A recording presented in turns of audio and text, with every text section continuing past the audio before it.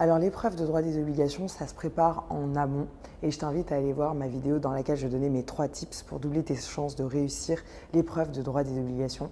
Mais ça se gère aussi pendant l'épreuve et ça va être l'objet de cette vidéo. Et je vais te donner 5 conseils pour aborder l'épreuve de droit des obligations en direct. Mon premier conseil, ça va être de réaliser le sujet dans l'ordre. Alors même si ce n'est pas expressément indiqué dans les consignes, il peut être mal vu par les correcteurs de ne pas avoir réalisé le sujet dans l'ordre. Pourquoi? Parce que souvent, normalement, je mets des guillemets, normalement, les questions sur la responsabilité civile qui sont considérées comme plus simples vont se retrouver à la fin du sujet.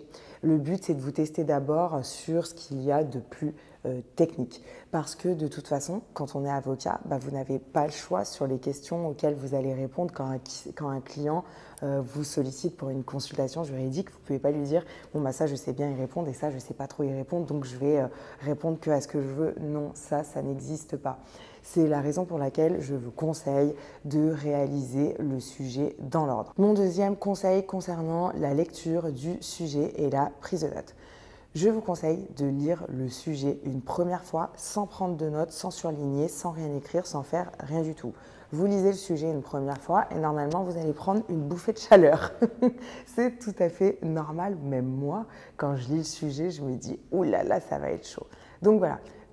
N'ayez pas peur lors de la première lecture du sujet. La première lecture est toujours terrifiante, c'est pas grave. Je vous conseille ensuite de lire uniquement les questions qui vous sont posées. Et c'est qu'après lecture et analyse des questions posées que vous allez relire le sujet en identifiant dans le sujet les éléments qui pourraient vous être utiles pour répondre aux questions qui vous sont posées. Et vous le verrez, les sujets ils vont souvent comporter de nombreux détails inutiles. N'ayez pas peur parce que vous n'avez pas utilisé un des éléments du sujet, c'est tout à fait normal. En fait, ça correspond à la vraie vie. Quand un client nous sollicite, nous consulte, il va nous raconter une histoire et dans le cadre de son histoire, le client il va nous raconter sa vie, il va nous donner plein de détails et parmi ces détails, il va y avoir plein de choses inutiles et ça sera à nous de faire le tri entre ce qui est utile ou pas pour réaliser la consultation juridique.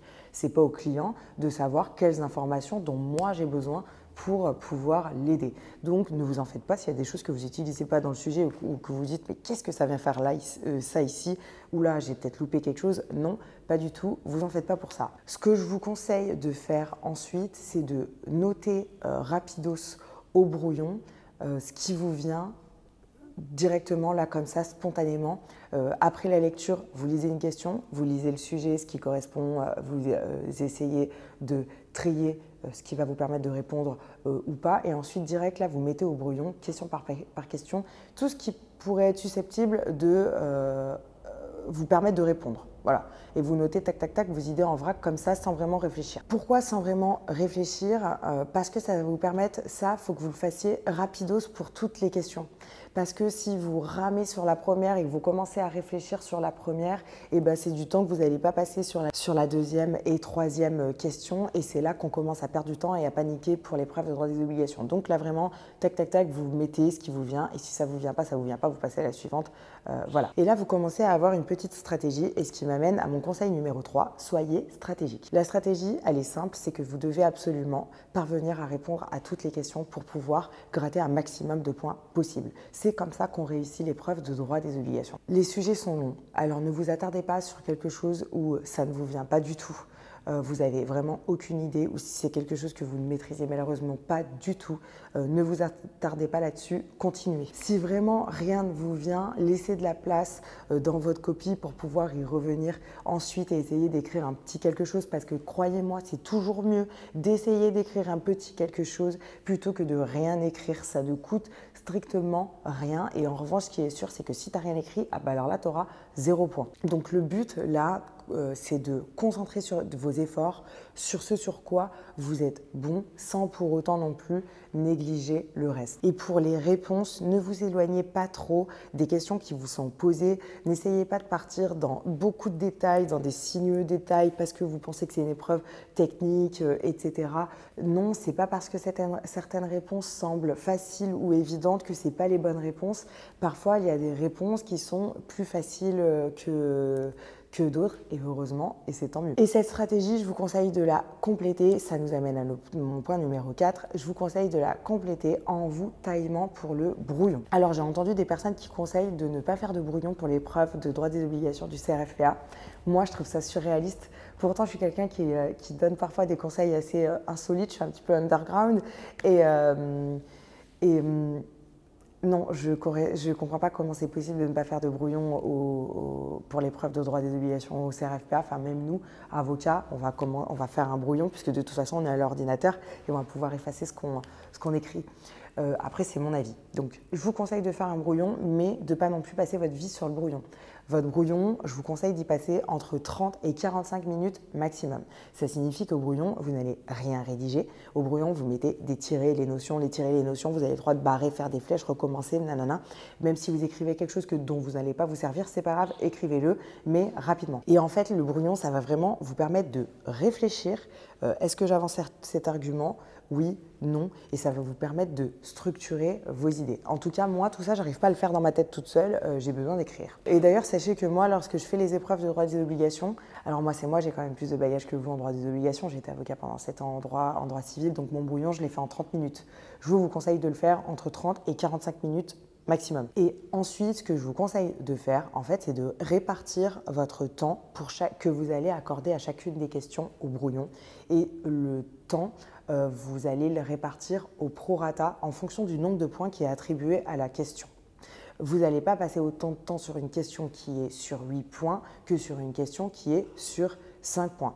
Donc, essayez de jauger quelle durée vous allez accorder à chacune des questions ou des sous-questions. Une fois que vous avez fait ce petit travail-là de timing en amont, respectez votre timing à la lettre.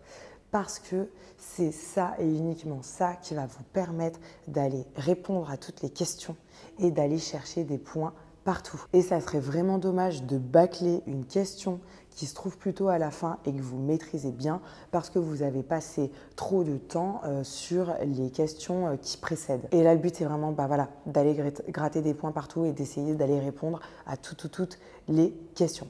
Ça nous amène à mon 5e et dernier point, avancer et vite. Quoi qu'il arrive, si vous hésitez entre deux notions, appliquez la règle des 5 secondes. Alors la règle des 5 secondes, c'est quoi? C'est quand j'ai un doute, je dois prendre 5 secondes pour prendre ma décision entre réponse A ou réponse B, et celle qui me vient instinctivement, c'est celle que je vais choisir. Parce que sinon, tu vas pouvoir douter, la vie dira, peser le pour et le contre pendant beaucoup de temps, crois-moi. Donc, tu appliques la règle des 5 secondes, et de toute façon, vous connaissez le dicton, les premières intentions sont souvent les meilleures. Donc, faites-vous confiance, votre tête, elle est bien pleine, et votre cerveau, parfois, notre subconscient, il fait des trucs pour lesquels on n'a pas d'explication, mais il fait ce qu'il a à faire. Donc là, faites-vous confiance et appliquez la règle des 5 secondes quand vous doutez ou quand vous êtes bloqué. Ensuite, il va falloir avancer et tant pis si ce n'est pas la bonne réponse, mieux vaut avancer, écrire quelque chose et que la majeure soit rédigée et que la conclusion soit fausse plutôt que de n'avoir rien écrit parce que vous avez trop pinaillé sur la majeure. C'est pas grave, avancez, écrivez. Parce que c'est mieux de donner des réponses bancales sur tout le sujet, même si c'est pas le top, plutôt que de ne pas aller jusqu'à la dernière question et d'être noté sur 15 plutôt que sur 20. Parce que ça, c'est quelque chose qui arrive très souvent en droit des obligations et c'est souvent une des grosses raisons pour lesquelles les étudiants ne parviennent pas à réussir le CRFPA, c'est parce qu'ils ont péché en droit des obligations, parce qu'ils ne sont pas allés jusqu'à la fin, qu'ils ont été notés sur 15 et parce qu'ils ont quand même eu 7 sur 15, donc la moyenne par exemple, mais 7,5 on s'entend, et que s'ils avaient été notés sur 20, peut-être que là, ça aurait fait toute la différence. Pour aller vite, soyez logique, réfléchissez avec votre tête avant de vous plonger dans le code parce que c'est plus facile de réfléchir d'abord avec sa tête et ensuite de savoir ce qu'on cherche dans le code plutôt que de compter sur le code pour s'en sortir. Faites-vous confiance et surtout, quand vous allez passer à l'étape de la rédaction, rédigez vite. C'est une épreuve où il faut aller vraiment vite. Le droit des obligues au CRFPA, c'est vraiment une épreuve de vitesse et on réussirait tous le droit des obligues au CRFPA si on avait 1 heure de plus pour réaliser cette épreuve. Maintenant, c'est à vous de jouer. Soyez fort dans vos révisions, baissez pas les bras. Le droit des obligations, c'est dur, mais c'est à votre portée à condition de bien vous préparé. Maintenant, ça va être à vous de jouer. Je vous souhaite bon courage dans vos révisions. Ne baissez pas les bras, même si le droit des obligations, c'est dur, c'est dense, etc. Lâchez rien, c'est à votre portée à condition de bien vous préparer. Si tu as des questions, je t'invite à les poser en commentaire de cette vidéo ou à me les poser en DM sur Instagram. Je me ferai un plaisir de te répondre. C'était Léa Allo, je te dis à bientôt sur ma chaîne.